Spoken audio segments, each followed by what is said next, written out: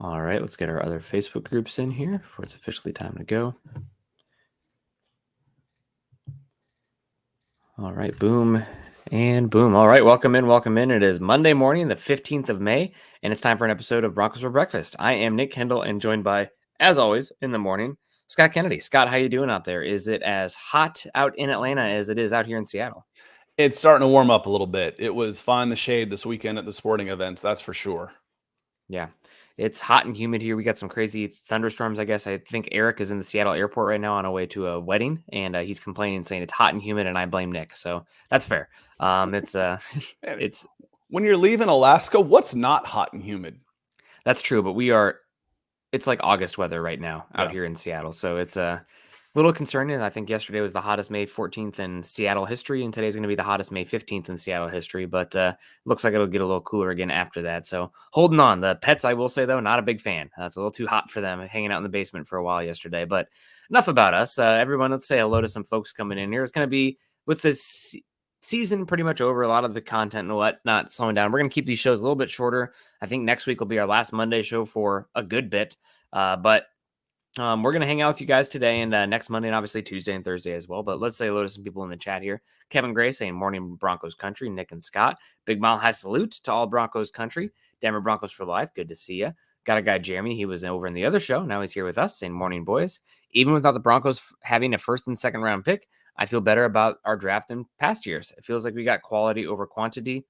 It does feel like that, but it's also we won't know for a bit, right? Like on paper, I like what this class is a lot, but it's because of their low volume of picks, it's going to be really hard to come out with an above average draft class just based on the laws of probability. You like 4 of these 5 guys have to hit to become like an average draft class. And based on hit, I mean like rotational to starter. Like you get what, 2 starters eventually out of every draft class. And that's I not think, easy without first and second round picks. yeah, and only 5. Yeah. So So the first year was so good. Last year was such a disaster. I mean, have you ever seen? I mean, we're talking the across the line from the general manager. You remember last year, Nick, when we were talking, or was that 2 years ago? I think it was it was 2 years ago where George Payton got an F coming off like a great, from ESPN. And I had a real issue with that. I was like, you've got a ton of cap room. You've got a great draft class. I think it was 2 years ago. God, it's running together already. it was the passing on Justin Yeah. Fields. And that was the big one. So it was 2 years ago. Mhm. Well, then fast forward to, a year later, and the draft class last year, it was an F. I mean, from the general manager standpoint, you get an F for your 2022. There's no other way to put it. You had to fire the coach you hired 3/4 of the way through the season because it was such a disaster. You didn't get much help from your draft class at all. You put a big dent in your salary cap while losing and hindered your ability to move forward because of some bad contract decisions. Well, that was an F. So I would like to see who's the real George Payton. What's the real one here? Do we get 2021 George Payton, who was masterful in drafting and constructing salary caps, or do we get that? It didn't like go back to the norm. We talk about that all the time, Nick. To where it slides back to what you would expect. Regress to the mean. Regress to the mean. Thank you. That's the word. That's the phrase. It swung wildly the opposite direction. I mean, if you were on a boat, you'd be sick. Yeah. So what's the real thing here? And will we find out? That's the other big question, Nick. Will we even find out, or is Peyton, will he move on after this roster's put together because he wants to be a general manager again and not an assistant GM? Yeah. And I mean, also just talking about the 2022 draft class, Nick Bonito, Greg Dulcich, like it's been 1 year for them too. So we obviously, we're talking big here, but we're only 1/4 through the evaluation of these guys because we want to see what they all look like. Like maybe it's year 4 for Nick Bonito and all of a sudden it turns on for him and he becomes a quality starter, or even like a top end rotational pass rusher. Okay, well, that pick 64, okay, that's fine. But where we're at right now, when you're picking at 64 or later, and you get Dulcich, you get the production you got from Dulcich when he was on the field, and Damari Mathis. That's not bad. no, If you switch Bonito and Mathis, yeah, in their picks, and you'd be like, okay, we're good. Yep. Mathis played like a second rounder at least. Yeah. So I'm a little harsh, and I've been sticking up for Benito all along, Mm-hmm. because of where he was picked at the position he was picked. He's a long-term guy. It's just things looked so good in 2021 from an administrative perspective, and then it all kind of just didn't. You start looking through a different lens, Mm-hmm. scrutinizing things a little bit more when mistakes start happening. Yeah, and just tossing in one more name there, Owazurike. He is always probably going to take a little bit more time. 4th-round pick on the defensive line. We'll see. He's got a pathway to get a lot of snaps this season. So still waiting on him. Defensive line typically takes a little longer unless you're a lottery pick. So hoping he steps up. Michael Ronquillo, good morning. Nick and Scott and Broncos for breakfast. Go Broncos and Buckham. Thank you so much for the stars. Hope you're doing well, Michael. One of our big time guys, and then another big time guy coming in here. Gary Palmer, good morning, Nick and Scott. I thought I wouldn't get overexcited this year, but I'm a fan and I'm biased. Go Broncos and Buckham. You're allowed to get excited. If there's any time to get excited, it's right now. Then sometimes reality can kick you in the face. But heck, man, if you can't get excited about the hope and the optimism of the team and the new day in Broncos country, then I don't know what we're even doing here. And you should be excited that things are headed in the right direction. Mm-hmm. Forget. Okay, Super Bowl or bust. No, not in my fandom.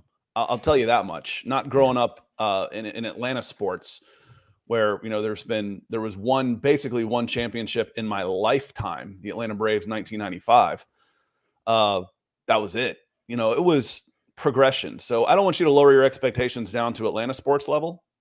Don't get me wrong, but you should be excited that things are headed in the right direction, without a doubt.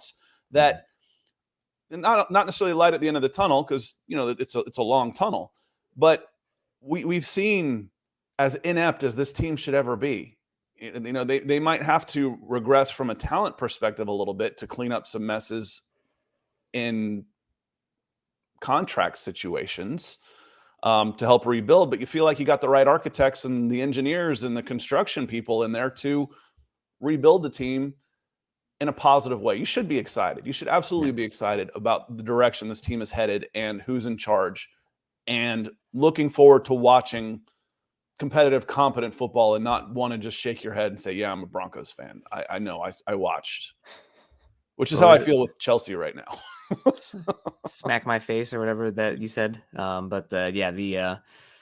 Should be excited about this team this upcoming year. We got Gatorade Gaming, Morning Broncos Country. What's up, Nick and Scott? Denver Broncos for life. Hashtag BuckU. Hashtag Broncos for breakfast. Good to see you, Gatorade Gaming. Troy Bower coming in here, $9.99, saying asked last night too. How long typically to know a camp a rookie is better than expected? What do you like to look for if you were someone scouting camp from another team? What to believe the Sanders hype? So obviously, guys who are, especially at this level, if they are like true difference makers, should stand out because just the athleticism and the movement skills. But it is a very small sample size against not great competition. So if you see guys making splash plays here and there and they're flashing and you see the movement skills, I'm like, oh, writing that one down. And then we're going to escalate into, full on camp with like the veterans and stuff. And if they're still out there looking like they know what they're doing, making splash plays, okay, write that name down. But now we're up to preseason, same thing, and it just keeps escalating. So this is the easiest, lowest. I mean, a lot of these teams are going through walkthroughs right now. It's nice that he's making splash plays. So again, be excited about that. But as far as what we're doing is scouting, just looking for guys that the movement skills are different. Who's standing out from just a guy that looks like he's playing on rookie mode compared to everybody else playing on Heisman or whatever. So that's what I would say. Troy, I answered this one in the private chat. I thought that Chad or Zach might take my answer for you. But I'm glad you're in here today because it gives me a chance to answer and then explain on it. My answer on this was, coaches will never say that the kids are better than expected.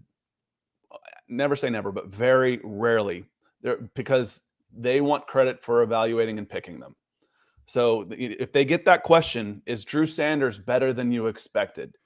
Your answer almost always reflexively is going to end up being, no, we knew he was pretty good. That's why we took him.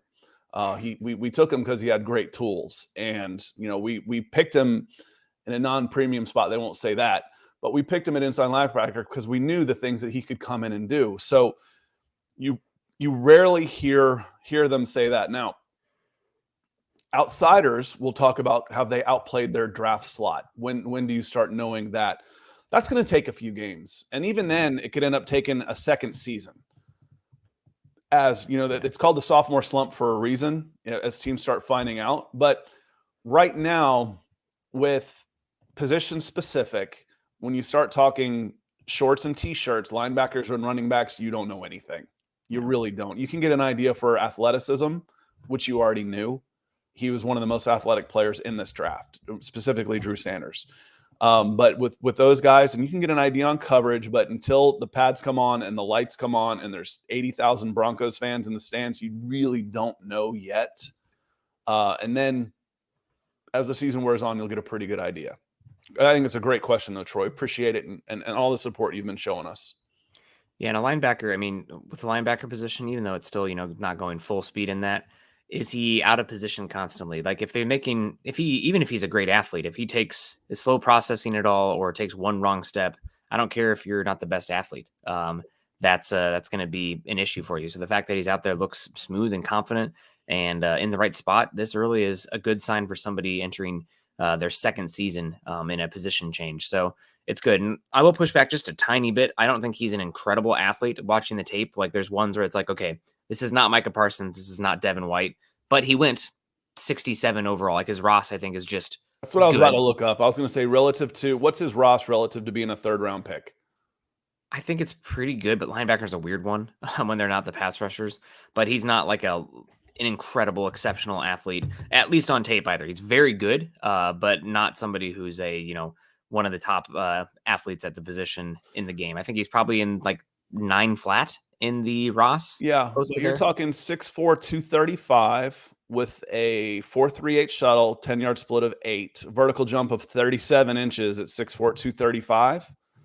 It's pretty good. He's on the very plus side. He might not be, Adafa Owe, elite. We're not calling this guy a freak of nature or something, but he's the best athlete you've got at linebacker. Probably. Jonas Griffith's a pretty damn good athlete too. Jonas Griffith's a pretty good athlete, but he's bringing a little extra, and also bringing a little extra today is Michaela Israel. Thank you so much. And I'm going to read this to you, Nick, from Michaela. She says, Nick, I'm super excited you're coming to the meet and greet. I can't wait to meet you in person. Your luck will change. MHH meet and greet record is 3-0. So with the schedule being announced, we have locked down the meet and greet this year for October 22nd. And the reason why it's later in the year this year is because of Nick Kendell. So he better be there, or there's going to be hell to pay. I'm going to be there. We'll go. Remember the scene when they were rounding up pledges in Old School? That's going to be us. I'm going to throw on Master of Puppets and get an old spooky van, and me and Chad and Zach will come up and we'll hog tag you and throw in the back of the van. You tell anybody about this, I'll bleep and kill you. I'm just kidding. We'll have him back tomorrow. We'll have him back tomorrow. So God, that's such a fun movie. October 22nd.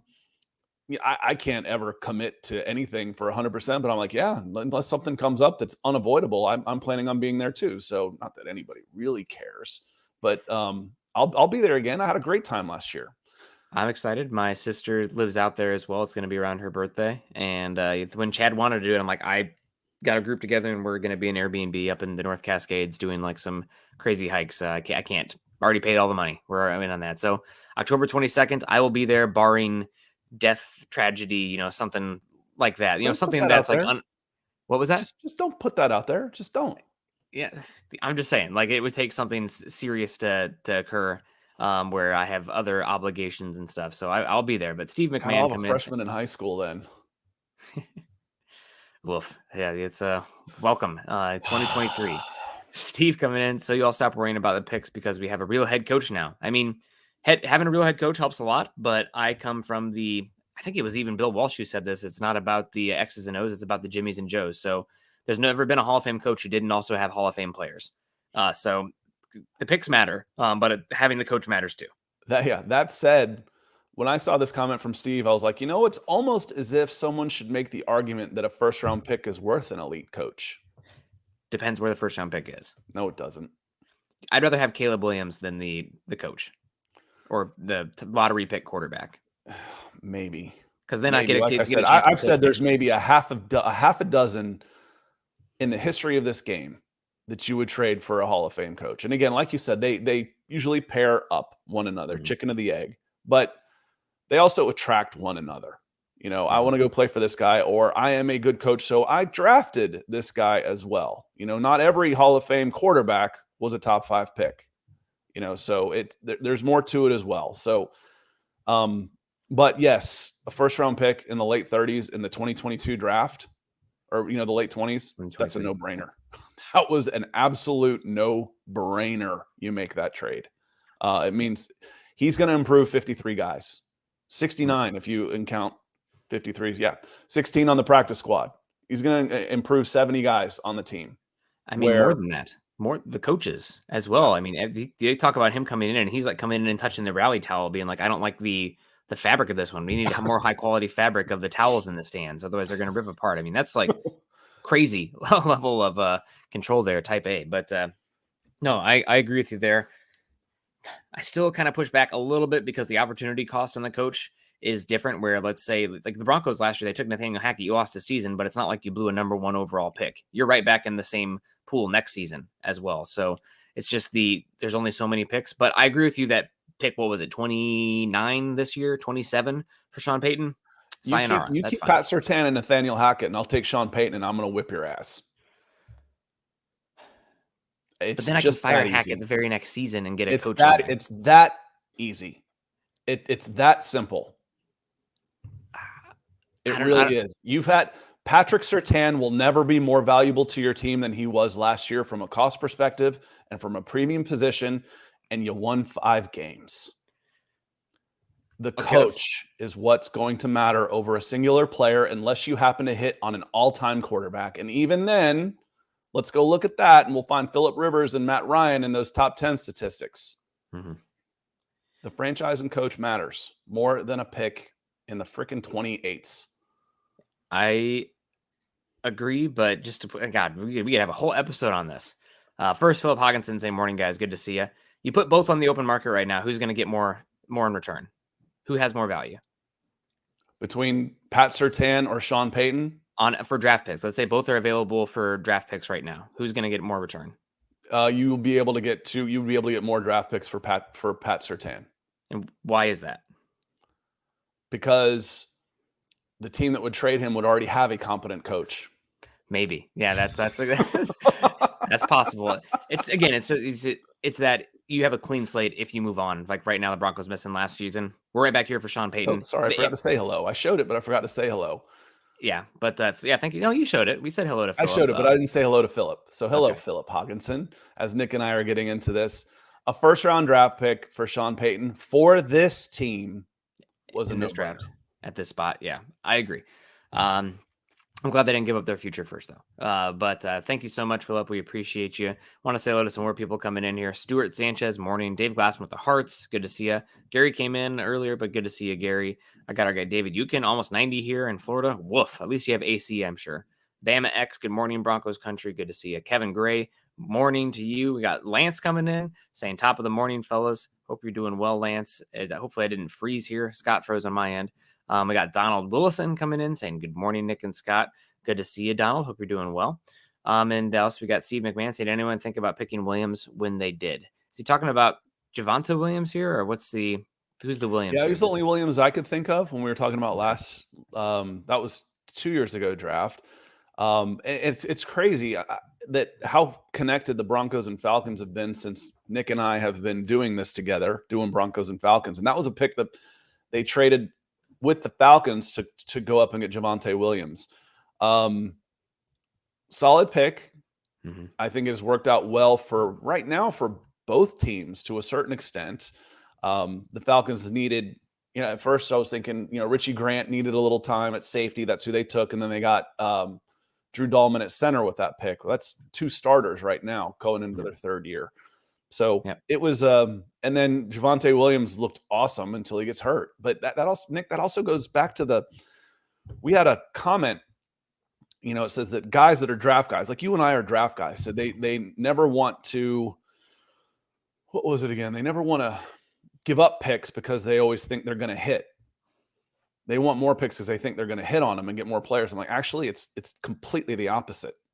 It's 100% the opposite of that. We know that you're going to miss having more picks enhances your probability of getting a hit. I'd rather have 2 50s, pick 49 and 50, than I'd rather have 30.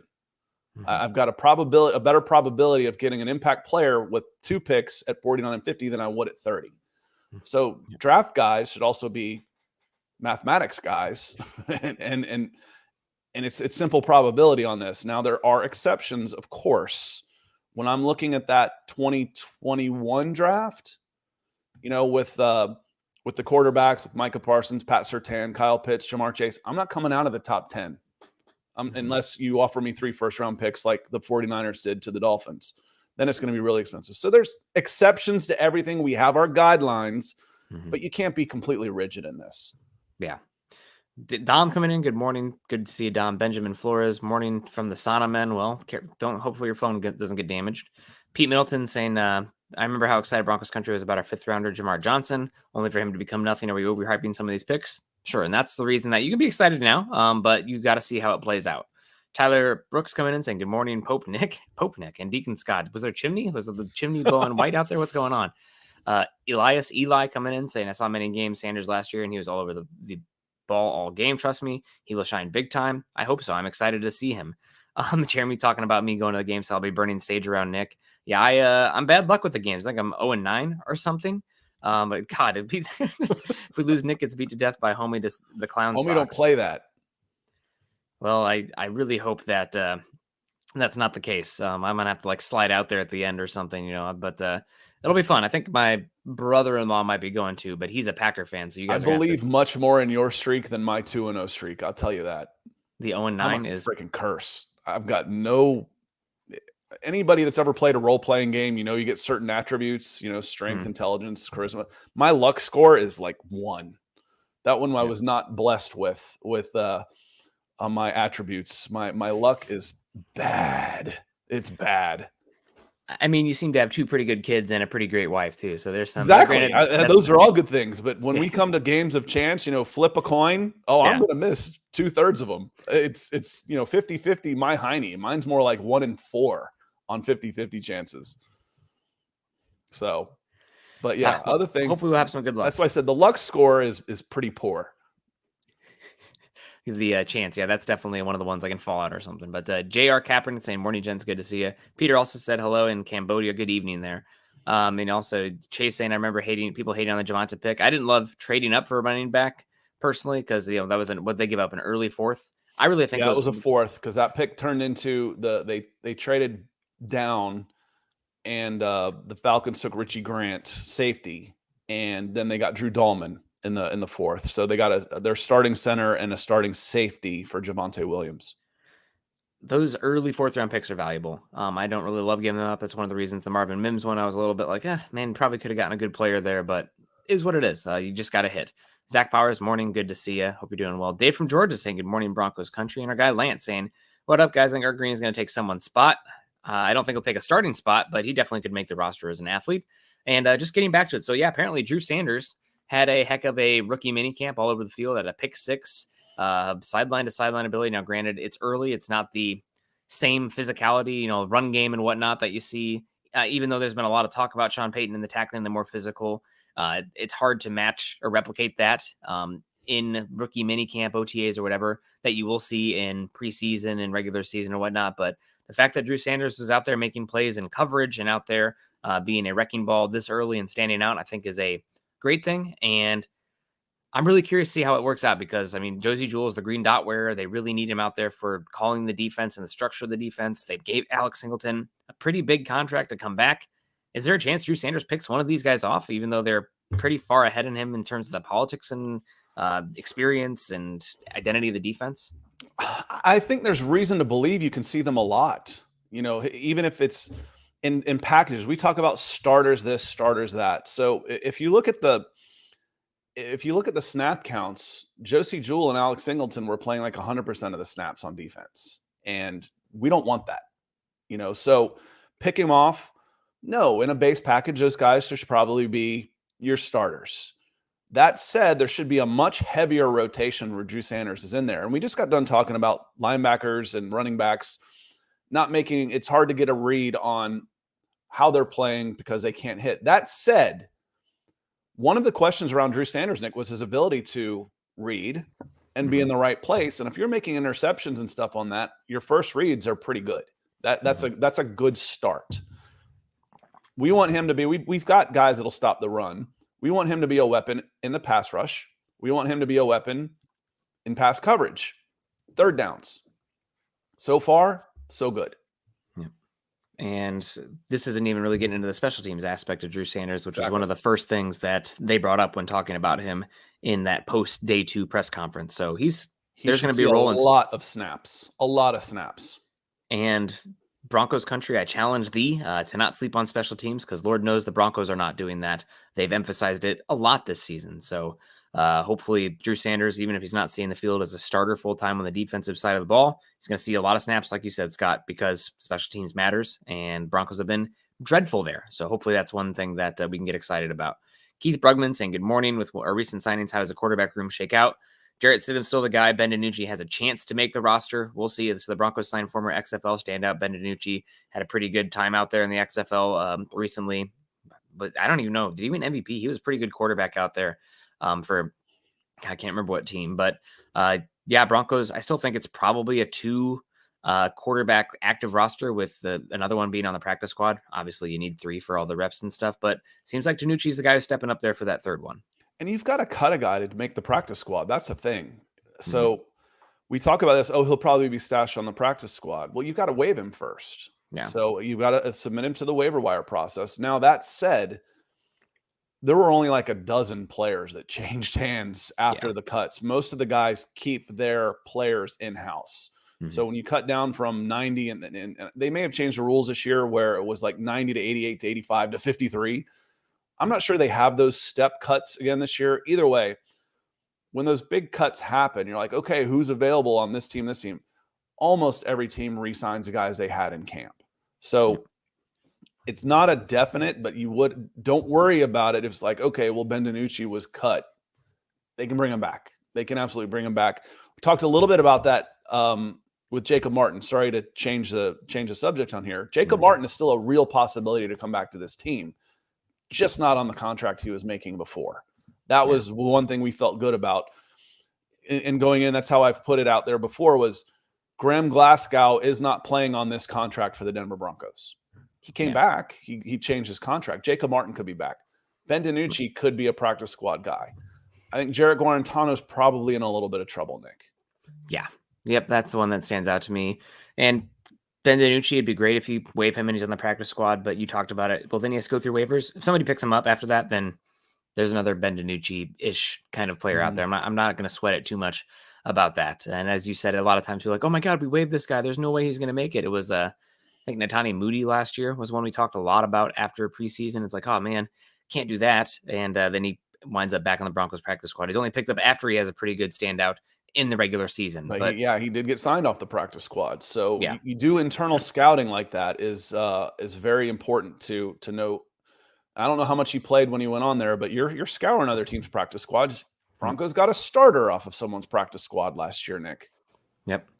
So it will be interesting to follow that, but it's notable saying Ben DeNucci's out there. We got Keith Brugman coming in saying good morning. With our recent signings, how does the quarterback room shake out? We talked about it, obviously. Thank you so much, Keith, for coming in and supporting us. Hope you're doing well. Lawrence Rivera saying, I think certain spots need rookies to bring out the full potential of our spot, like cornerback, running back, and wide receivers.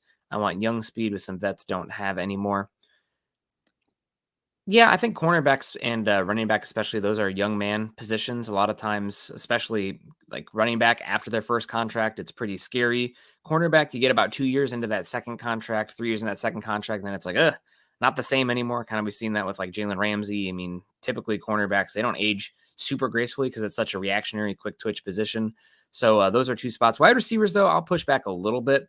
I don't know if it's always a young man position. Now, granted, the game is changing. These wide receivers are coming in much more defined than they used to be, given how much they're putting on them in terms of routes and the passing concepts coming out. It used to be, years 3, 4, it would take until a wide receiver would really start to, grasp the NFL game. And now they're coming in year 1 a lot of times, those lottery picks, and they're pretty good right away. But I think that we see a lot of good second contract wide receivers out there compared to cornerback and running back.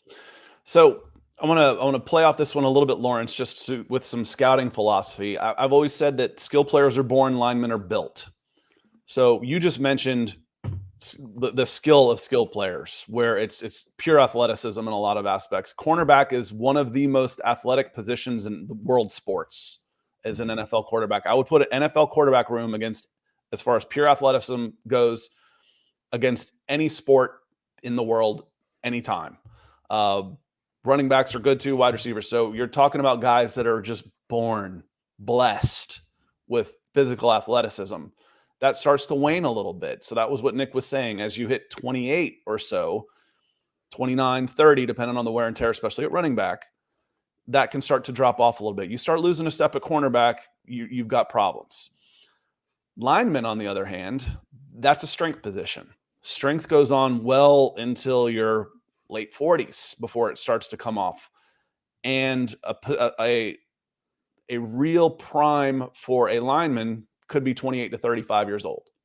So I think what you're saying here, Lawrence, is we need to hit on some of these guys that are early, that are just born with it, and really help our team. And hopefully some of those guys will be instant impact type of players.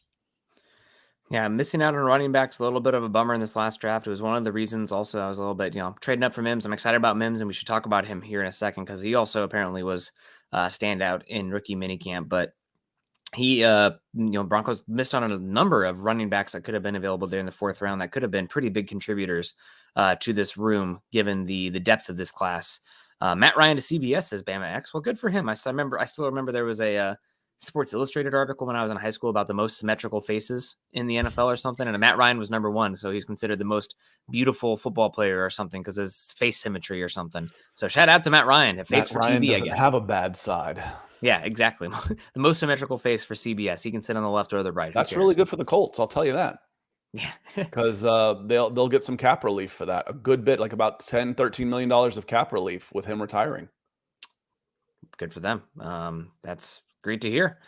Cristiano Roden also coming in here. Hey guys, joining late as usual. Well, we're gonna be a little bit shorter today, but that's okay. Thanks for joining us late. We appreciate you. Also, we got, I don't recognize this one, but he's in a beautiful place. HCTG85 saying hello from Cancun. Well, man, have a good one. Hope I don't know what you're doing. Sitting on a beach somewhere. Order in Denver.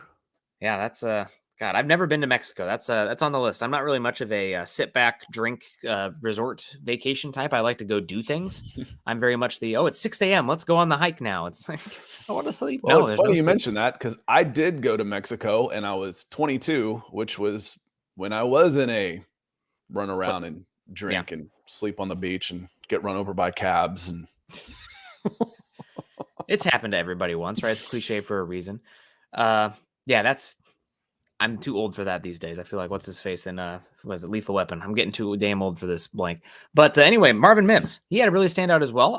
They talked about him working a lot of the underneath routes, the quick twitch, the movement skills look different out there, according to Mike Kliss, Ben Albright, people there watching. Granted, not going up against top NFL cornerbacks and whatnot, but the fact that he stands out there and looks different is what you want from your first pick that you traded up for. The thing that I liked the most about this was it wasn't all this vertical deep route, going chasing the ball, air raid type of stuff. It was a lot of underneath quick hitters out there that he's working on the timing and stuff. Now, Marvin Mims, and it was never that he couldn't do it, but his tape at Oklahoma, he was very much a vertical threat, and the short area of the field was a question. They just didn't really utilize him there as much. So the fact that he was out there and moving around and working some of those short area stuff from the slot, from the Z as well, I think is good for his projection going forward, because given his size and whatnot, you want some physicality and the ability to go over the middle of the field. And that's something the Broncos have lacked, unfortunately, over the last few seasons. Cage the Hammer with injuries and Jerry Jeudy's persuasion to avoid contact, I think is how we'll put it out there. So Mims being a little bit more physical over the middle is a big get for this offense if that continues to hold true. Yeah, I don't have a shuttle on him, but his explosive numbers, vertical and broad jump, are really, really good. So he can move in and out. So like you said, this isn't a track guy playing football. This is a football player who's fast and explosive, and I have no doubts he can do some things underneath as well. Yeah, and part of the underneath stuff is you got to be able to get punched in the mouth and get back up, like lick the blood off your lip and then go back out into the huddle. So that's something the Broncos have really struggled with over these last couple of years, is the contested catch ability over the middle and just knowing how to take hits and be physical over the middle, being tough over the middle. This has been a team that's been not tough, emphatically not tough over the last few seasons, especially on the offensive side of the ball. So Mims, even though he's small, I think he does bring a toughness to your offense. So glad to hear he goes well. We got Bama X crying and laughing here. I don't know what it's about. I don't know if it was the Jerry Judy comment there, but you go to his contested catch stuff and watch some of those highlights, and you're like, oh yeah, he didn't want that. Didn't want the hit there. Michael Ronquillo coming in saying, great show today, Nick and Scott and Broncos for breakfast. Go Broncos and Buckham.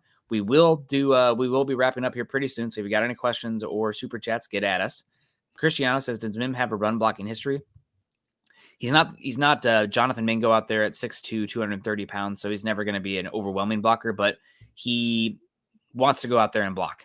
So I think that's a big get for the Broncos, especially if they want to be a run-oriented team. If you're running out of 11 personnel, guess what? Your freaking slot has to get in there and get in the way of somebody. Can't, Matador Ole against a safety coming down, otherwise you're going to get somebody hurt. So that's one that I think Mims can go out there. He's never going to be a great blocker, but I think he can do enough. Keith Brugman coming in saying, what player did you guys want the Broncos did not pick that you're going to – what player did you want in the draft that the Broncos did not pick that you're going to follow? Scott, I'm sure you have a few here. I'll kick it off to you first. Yeah, I had a chance to look at some guys because I don't always remember what order they were drafted. So I'm going to name some guys that I really like that were available when the Broncos picked that they didn't take. And in the third round, really it was Yaya Diaby was about the only one that went in the third. He's an edge rusher. And I think he went to maybe the Buccaneers, maybe. For some reason, I think the Buccaneers got a couple of those guys that I really liked. And then he was it. I was like, so I'm looking in the third. I'm like, okay, there wasn't anybody I really was pushing for. I mean, y'all know, I still say, Abraham Lucas. Yeah. I'll still talk about that. Was the guy you should have taken. I didn't feel that strongly about anybody in the third this round like that. But in the fourth, I start seeing a couple of those guys. Ade went with the eighth pick in that round. Let me see. Those are two that come off for me right away. There's not a ton of them. Maybe this draft wasn't quite as deep as I thought. I think we had said the sweet spot for this draft was like between 30 and 60, 25 and 55 right in there. So going up and getting a guy that you really liked, I think made a little bit of sense in this draft, Nick. I know you don't want to give up, too many picks, but there's not any like, Abraham Lucas was one for me last year that I'm like, that should have been your pick. It just made sense. He was a better prospect at a position you needed. This year, I feel all right with it. Ade was the biggest dropper to me that should have gone higher, Nick. I mean, his tape was odd because he wasn't always the most physical out there and a little bit of a tweener, but I agree. I mean, he's one that I'm looking there in the round 4. Again, the Broncos traded up. And if Marvin Mims is a hit and a plus wide receiver, like a wide receiver 2 that you traded up for at pick, what was it? 59 or excuse me, 60. It was 63 because it was the last pick. I think the Broncos had the last pick in the second round back-to-back years and then took it to Oklahoma player. But the Broncos traded up to 63 and took Mims. Okay, that's fine. Maybe they could have waited for a player there, but the ones that stand out to me, you mentioned Ade already there, and also I mentioned him already, but at pick 115, Broncos gave it pick 108. I really like Roschon Johnson out of Texas. I think he'd have been a really good player that could have come in day one and been a very big rotational player for the Broncos there. So those are the ones that stand out for me for the Broncos that they missed on. We never mocked Drew Sanders to the Broncos because he was never there.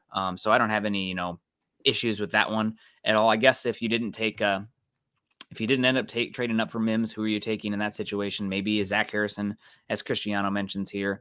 But I'm fine with all of that stuff overall. There's just that 4th round pick, and who am I keeping an eye on? Ade, like Scott said, but also Roschon Johnson, especially in that backfield in Chicago. 5th round, I like Darius Rush, but there weren't a ton of guys this year that I was like, you could have done better in that spot. There will be guys that emerge, but I'm not grading in hindsight where, I will mention a couple names that we liked. I don't forget those. Old Irishman. I carry grudges a long time, but I won't retroactively say, well, you could have had this guy who turned out to be really good that we never talked about beforehand. And now I'm just trying to, make myself look better grading in hindsight. We don't do that here. Lawrence Rivera comes in. He says, I love how Sean Payton has been starting the season. It's like he's playing everyone now and trimming the fat now and not waiting until the season starts. Like Hackett did. That was one of my biggest problems with this last year. Lawrence, it's a strange comment considering the only people that have hit the field so far are rookies and tryout guys in 7-on-7. So we don't know what he's doing, really. Mm-hmm. We'll see. You won't know what he plans on doing until they go out there and play the first game as who's playing what, trimming the fat. Hadn't been anybody cut that we didn't expect. Jacob Martin's been cut, adding a bunch of guys to the 90. But there hasn't been anybody cut that we didn't expect to be cut. And then you're adding guys, and he hasn't done anything to tip his hand because they just got on the field with rookies for 2 days. Yeah. Not too much to take away there, but I think maybe the biggest news here, we got Michael Ronquillo saying, great show today. Thank you so much, Michael. We appreciate you coming to the Stars. But Jeremy comes in and says, apparently Javonte will be ready. That's the big news here. I mean, obviously he says he expects to be ready versus he will be ready. And I think there's a little bit of a wiggle room in the expectation. Things change. But James Palmer tweeted out this morning about 30 minutes ago saying that positive news from the Broncos this weekend. Running back Javonte Williams is doing, quote, extremely well per Sean Payton with his rehab from last season's knee injury. Payton expects him to be ready for the start of training camp, and the team believes there's a good chance he won't be starting camp on the PUP list. So that'll be amazing. I mean, that to me says there's a chance for a week 1 return for him, but maybe it's coming sooner than later. That's good news. Again, Scott and I'll speak for you here on this one. You and I are very much seeing as believing. So once he's out there and actually looking normal, then I will, believe it. But until he's out there, I'll be a little worried. But hearing that, I guess, leaves room for optimism for the Javonte Williams, not only the immediate return, but also if he's this close to coming back, the long-term impact as well. Yeah, well, we'll see, because the next comments we're talking about the PUP list. Like, hopefully we don't have to use that. We're trying not to. So we'll see. Wouldn't hurt my feelings at all to see him eased back in. Yep. But if he's ready, he's ready. Let's go. Yep. The last thing anybody wants to see is aggravating an injury and relapsing on that. The other part to remember, their muscle injuries follow knees. They're like, what are those things that follow sharks around? Remoras? I think so.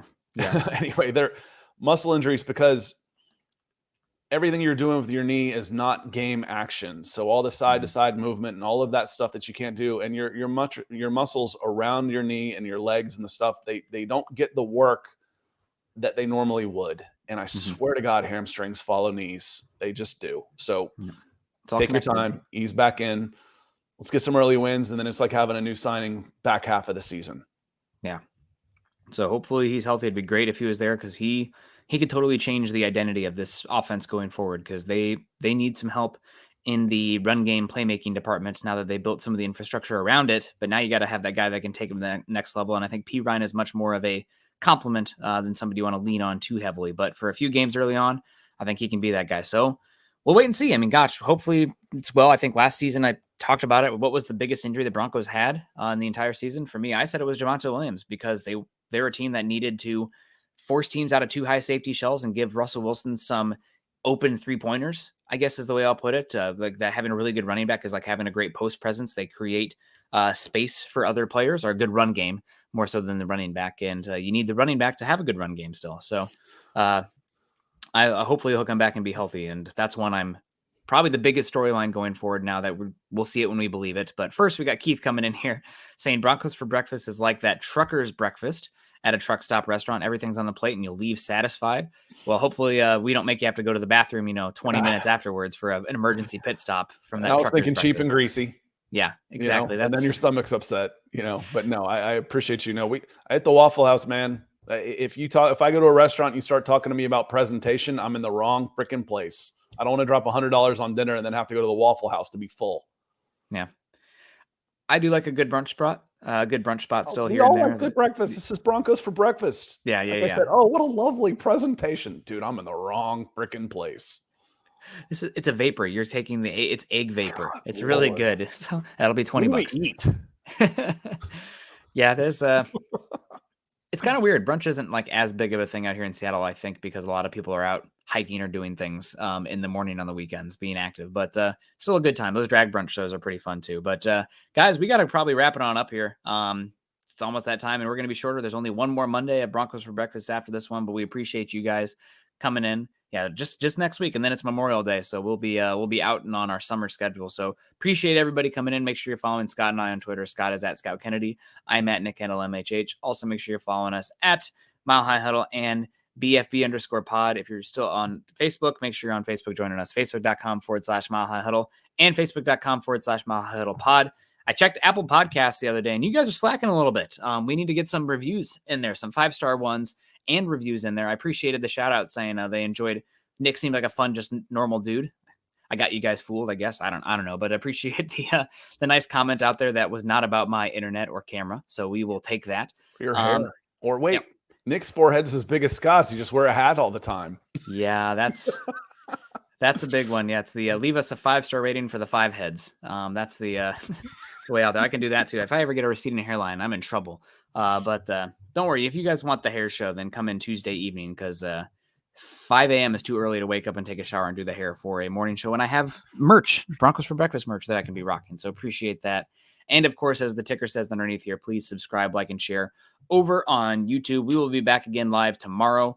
We're going to go through the schedule. Obviously, the big news for the schedule is that the Mile High Huddle meetup is going to be Week 7, October 22nd, versus the Green Bay Packers. And Scott and I are planning on being there. A lot of us are going to be there, so it should be a lot of fun.